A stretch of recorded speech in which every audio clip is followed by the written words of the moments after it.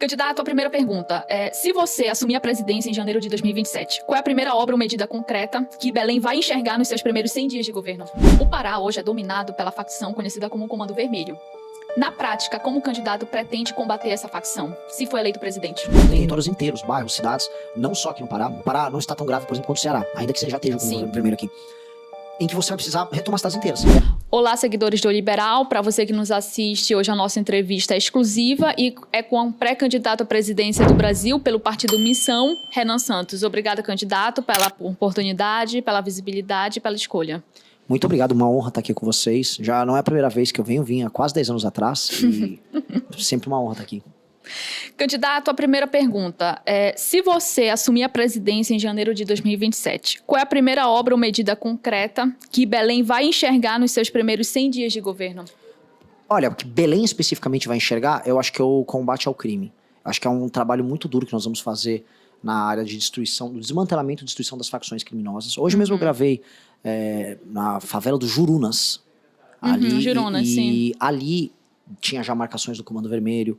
E o fato dessas facções terem se espalhado em todas as regiões do Brasil, tanto o PCC quanto o Comando Vermelho, para falar as duas maiores, eu acho que essas são as coisas que serão mais sentidas, porque eu botei como meta, e se eu falasse, olha, essa aqui é uma promessa de campanha. Eu sei que é muito old school, é muito moda antiga, eu prometo, mas eu tenho como meta, eu preciso fazer as pessoas, nos 6 primeiros meses no Brasil, se sentirem à vontade de andar com o celular na rua no Brasil.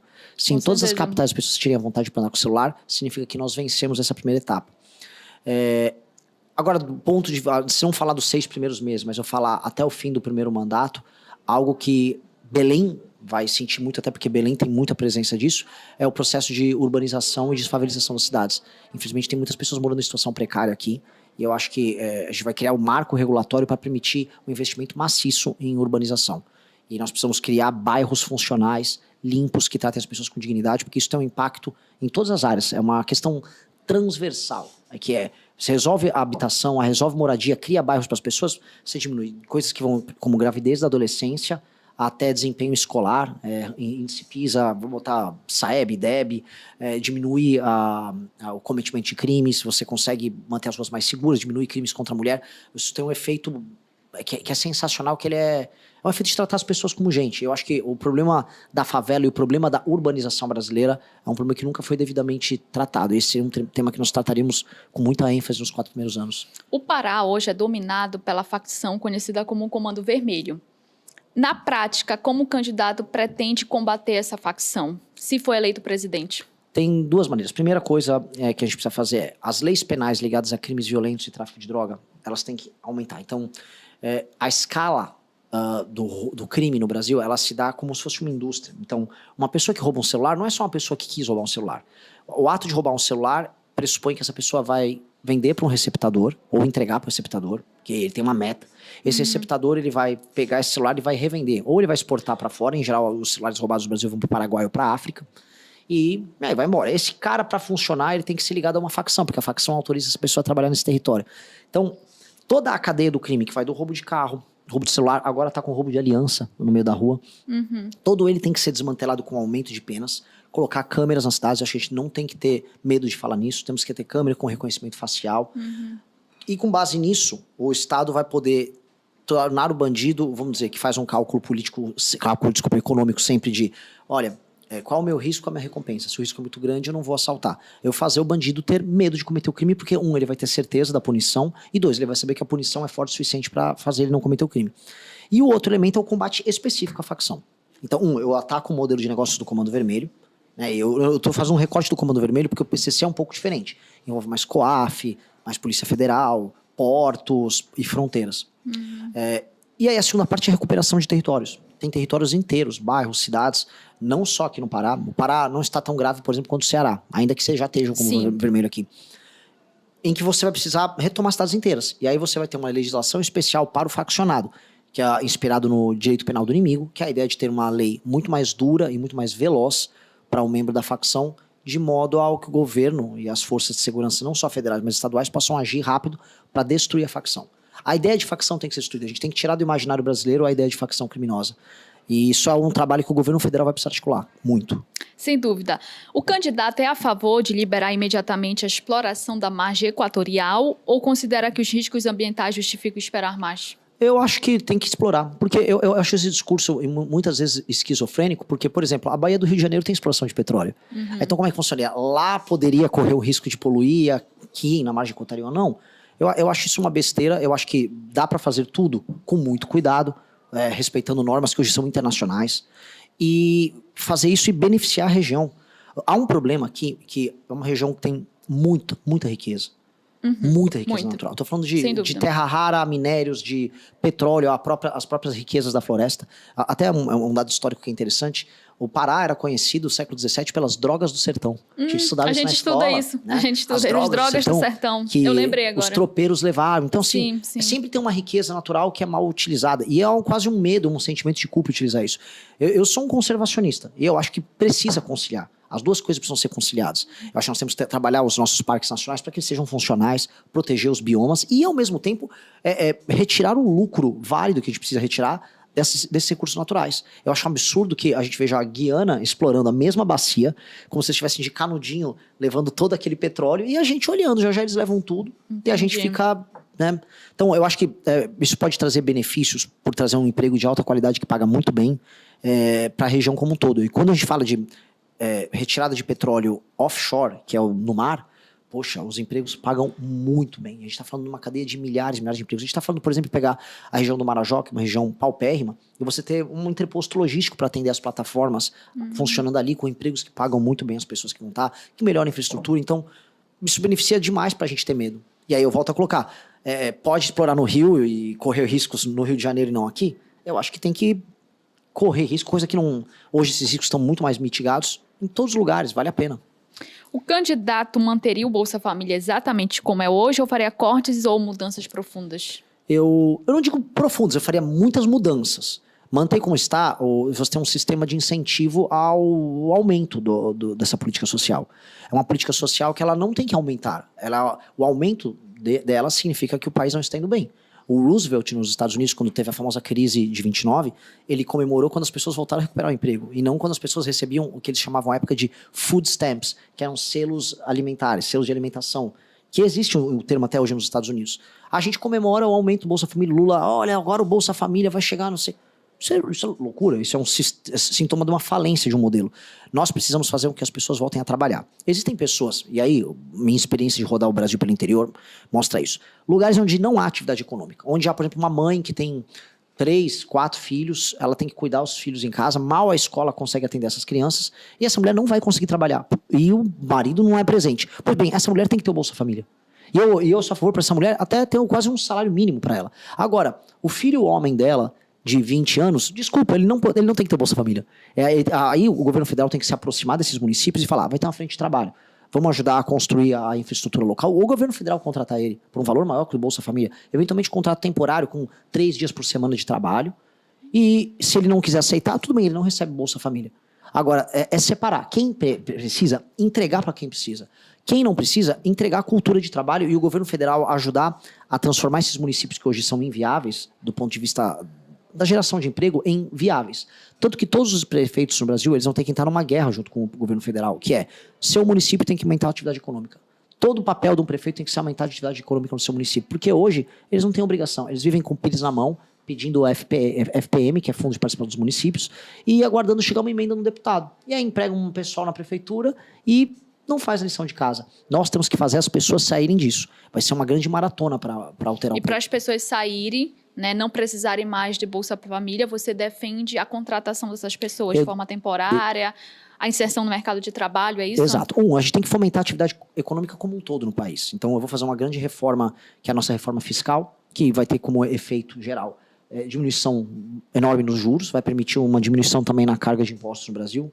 Os juros, quase na hora, você vai poder diminuir, mas de impostos pelo menos depois de 1, 2 anos. E isso tem um efeito de geração de investimento colossal. Se os juros no Brasil caem para 6%, 7%, com, por exemplo, a nova legislação de licenciamento ambiental, quantidade de dinheiro, estou falando centenas de bilhões de reais que vão entrar em infraestrutura, será enorme. E onde isso vai beneficiar? Olha que coisa boa. Muito a região norte. Norte e certos interiores do Brasil vão ter uma chuva maciça de investimento, que aí gera empregos, isso tem um efeito direto nessas cidades. E aí, para cidade pequena, eu vou dar um exemplo, cidade em que mais de 40% dos domicílios estão no Bolsa Família e não há atividade econômica, aí o Estado entra. Porque essas cidades, em geral, você não consegue conectar os moradores da área mais rural da cidade com a capital, ali da cidade, com a capital, não, com o centro da cidade. E aí, às vezes é uma via, que é uma via de terra que está bloqueada, às vezes é energia elétrica que você precisa levar, às vezes são pontos de internet. Então vamos chamar a população para participar dessas obras, especialmente os homens. Muito especialmente os homens. A ideia do Bolsa Família sempre foi uma proteção à mulher, porque a mulher, nos municípios mais humildes do Brasil, ela não tem a presença masculina. Você tem famílias muito destruídas. Eu entrevistei ontem em Melgaço uma senhora que cuida de 8 filhos. O marido dela estava bêbado, na casa sem fazer nada. Então, o Bolsa Família tem esse papel assistencial de entender que a mulher acaba adotando o papel de prover. E o homem? Vai ralar, especialmente o homem. Não que mulheres jovens que não têm filhos não precisem também trabalhar. Nesse sentido, uma mulher jovem saudável, apta a trabalhar, ela está na situação. Agora, uma mãe, o nome Bolsa Família pressupõe mãe. Uma mãe, ela tem que ser amparada ali. Até porque a gente tem que olhar pelas crianças dela, porque as crianças dela têm escolas boas, para que elas adentrem o mercado de trabalho, sem precisar ter essa tristeza de não achar um emprego, não ter uma oportunidade. Se o segundo turno da eleição fosse hoje, entre Lula e Bolsonaro, em que um candidato votaria e por quê? Eu votaria no Renan Santos. Eu votaria sempre no Renan Santos. E se o Renan Santos não estivesse no segundo turno? Eu só conheço esse cara. Aqueles dois ali, pra mim, é um negócio intragável. Eu não vou, assim, não senta numa guerra pra perder. Então, nunca vou imaginar eu perdendo, eu não estando lá. Eu comecei essa eleição com 0,3 na primeira pesquisa que me colocaram. E agora já estou em algumas pesquisas próximo de 10. Em São Paulo, eu acabei de bater 10 na pesquisa Real Time Big Data. Nos trackings que os bancos e partidos contratam, estou valendo de 8 a 10. Então, a ideia fixa. A eleição é guerra. Se você tiver com a mentalidade que você vai perder, você perde. Em geral, quem perde é que faz o acordo. Eu não quero fazer acordo com ninguém. Eu não quero sentar numa mesa com o Flávio. Eu não quero sentar numa mesa com o Lula. Eu quero fazer o que eu acredito. É isso. O que o bolsonarismo fez de errado que o candidato pretende não repetir, caso seja eleito? É tanta coisa. Eu vou tentar listar. Primeira coisa, o bolsonarismo, ele não tinha uma versão otimista do Brasil. As pessoas falam, algumas pessoas falam, o Renan tem um discurso de ódio, que ele fala que vai matar bandido. Cara, eu tenho uma versão otimista, eu sou muito otimista sobre o Brasil. Muito otimista. Uhum. E eu gosto de todas as regiões, eu tenho que entender todas as regiões do Brasil, porque a gente tem que criar uma versão generosa do Brasil. O Bolsonaro não tinha isso. O Bolsonaro tinha uma ideia de uma vingança contra uma esquerda que tinha ficado no poder no Brasil por muito tempo e que calou a geração deles. O Jair é da geração do final do período do regime militar, em que eles se ressentiam da redemocratização. Então ele pegou, especialmente nos eleitores mais velhos, esse sentimento, tipo, essa redemocratização foi entregar o Brasil para esses comunas, e aí era como se fosse uma desforra. Todo mundo que vai para uma entrada de desforra não dá certo. Então o modelo já era um modelo ressentido. Segunda coisa, não houve projeto. O Jair, quando assumiu, ele não sabia o que fazer. É igual você me desse, sei lá, uma Ferrari de Fórmula 1 para eu dirigir. Eu acho lindo, acho sensacional, adoro Fórmula 1. Agora, eu não sabia o que fazer com aquele carro. Iam botar, eu ia bater ele, né, no primeiro minuto. Ele não se preocupou em aprender a dirigir o carro, em aprender a conhecer os detalhes. Então, o Bolsonaro teve um não governo, foi um governo confuso. Tanto que no meio do mandato ele entregou o governo inteiro pro Centrão. E aí você começa a ver escândalo de corrupção, o escândalo do Banco Master cresce ao longo do governo do Bolsonaro. Eu não consigo me espelhar em nada deles. Hoje, claro, o candidato se coloca como oposição ao Bolsonaro, ao bolsonarismo, né, à direita bolsonarista, mas em 2018 houve um apoio à eleição de Bolsonaro, que fez Só no segundo turno. o candidato apoiar o Bolsonaro em 2018. Foi só no segundo turno. A gente já era contrário a ele já na campanha. Na verdade, tem alguns episódios que são bem marcantes pra gente. Em 2017, o Bolsonaro, com um dos seus grandes aliados, o Alexandre Frota, o ator de muitas áreas, Alexandre Frota, eles tentaram roubar a nossa marca na justiça. E a Mônica Bergamo, da Folha, fez uma entrevista com o Jair e perguntou, mas você realmente quer pegar a marca do MBL? Ele falou assim, o Frota me prometeu, se ele quiser me dar, pode me dar, eu só não aceito o beijo na boca dele. Que? Assim, o Bolsonaro se comportava de uma maneira igual um moleque nessas coisas. Então a gente já não tinha, a nossa relação com ele era péssima. Então no primeiro turno a gente não apoiou o Flávio, o Jair Bolsonaro em 2018. E no segundo turno, aí sim, nós fizemos uma escolha. Olha, nós temos o argumento nosso é, nós temos a certeza de um governo muito ruim, que é o governo do Haddad, que viria por aí. Agora nós temos a incerteza do Bolsonaro. Vamos adotar a incerteza do que a certeza. E a incerteza deu numa certeza de fracasso, logo no início. Tanto que a gente se tornou oposição dele em 2 meses de mandato. Exatamente. Qual decisão do Lula o candidato revogaria no primeiro dia de governo?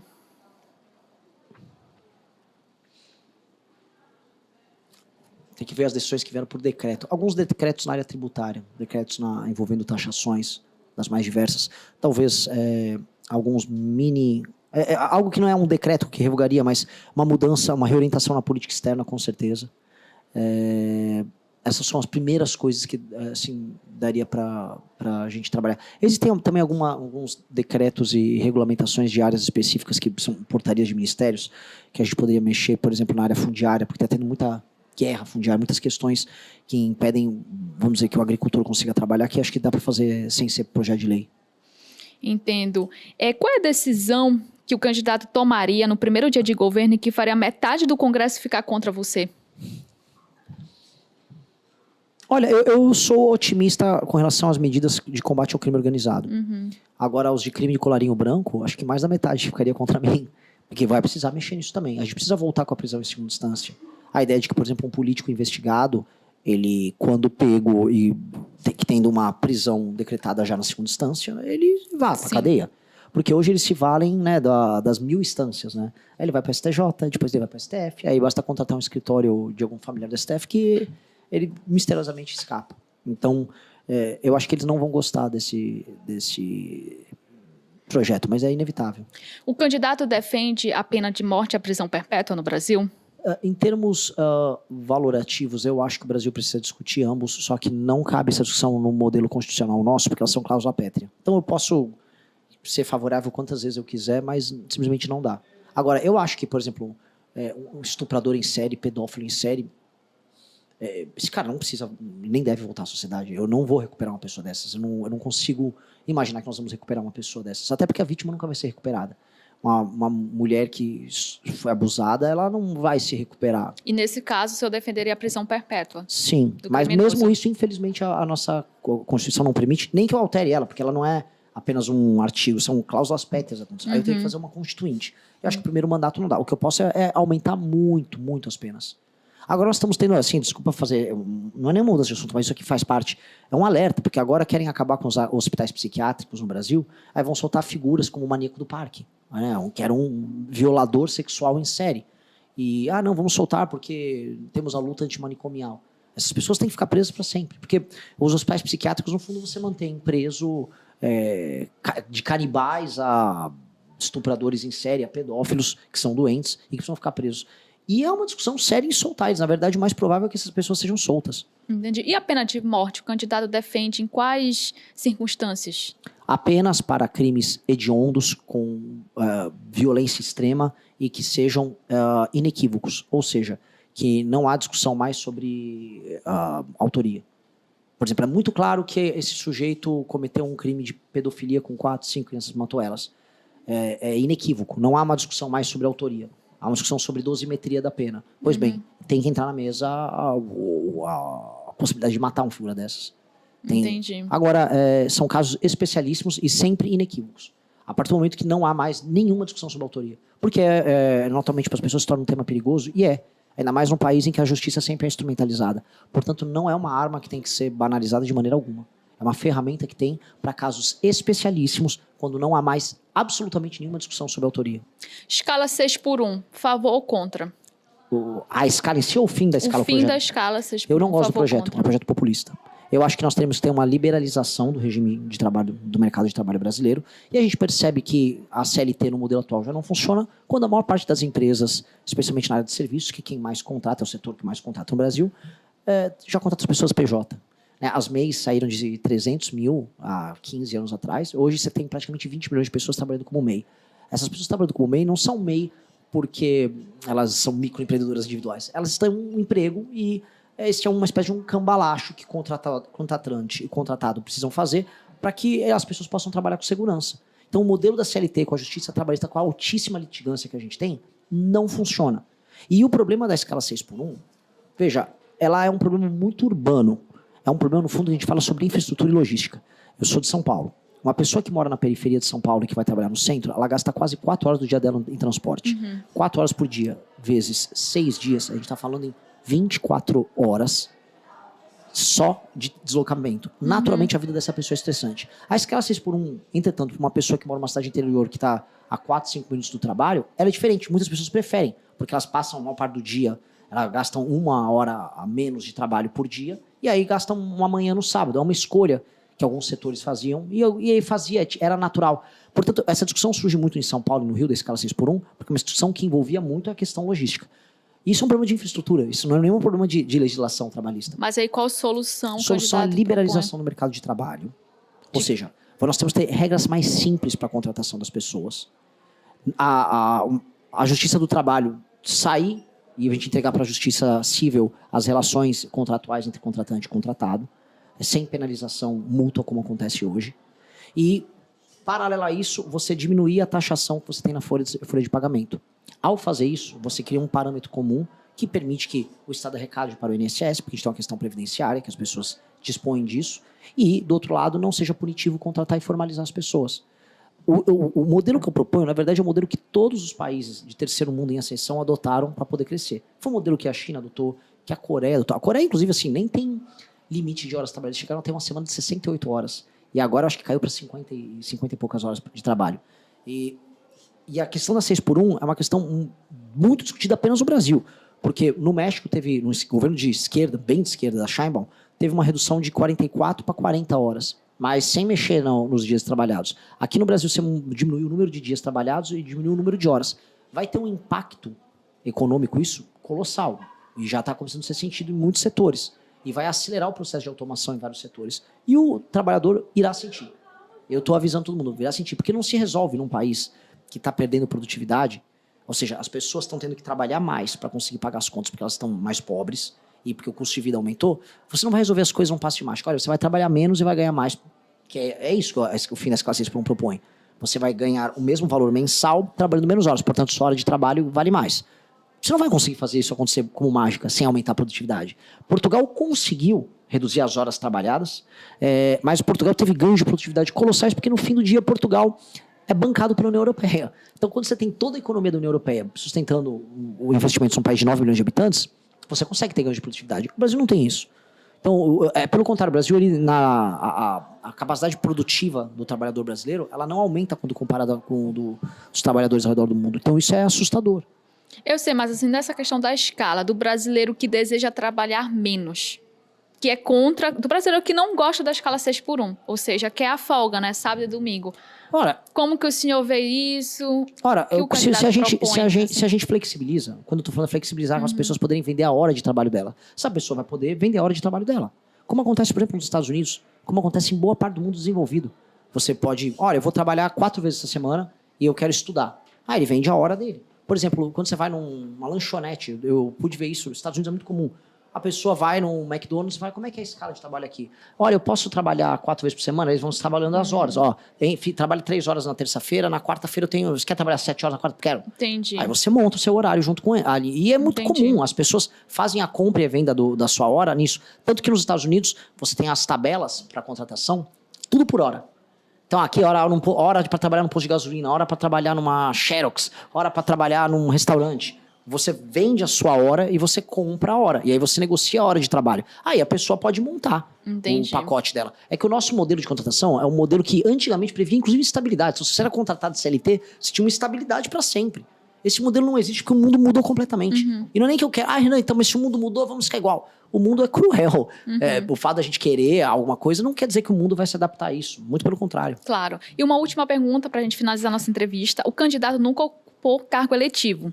Por que o brasileiro deveria entregar a presidência da República para alguém que nunca administrou sequer uma prefeitura? Porque isso não é um critério para ser presidente da República. O presidente da República, antes de tudo, é um líder. Ele não é apenas um gestor. Ele é também um gestor. E ser o gestor, ou seja, imaginar que o presidente vai ficar com um computador aberto, com uma planilha, com os dados agora da economia, agora eu vou dar os dados de como estão os usuários no SUS agora. E isso é uma ficção. O presidente tem que fazer a coordenação política de um projeto. E é uma coordenação política e simbólica. Portanto, a função do presidente é ser um líder. E eu sou um líder político há 12 anos.